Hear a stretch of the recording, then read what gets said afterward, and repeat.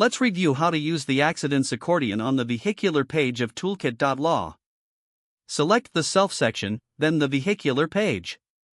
Click on the Accidents Accordion title bar to access this resource.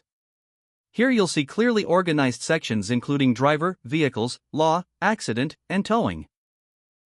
Each section allows you to enter structured details such as driver information, vehicle data, law enforcement involvement, accident timing and location, towing details, and related financial information like appraisals or loan balances. Use the labeled input fields to add information, and include comments where needed for additional clarity. Once completed, click Save.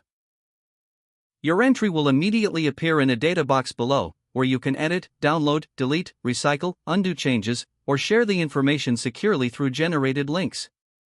This centralized structure eliminates spreadsheets, reduces repetitive data entry, and keeps all vehicle-related records organized in one consistent workspace. And that's how you use Toolkit.law's accidents accordion.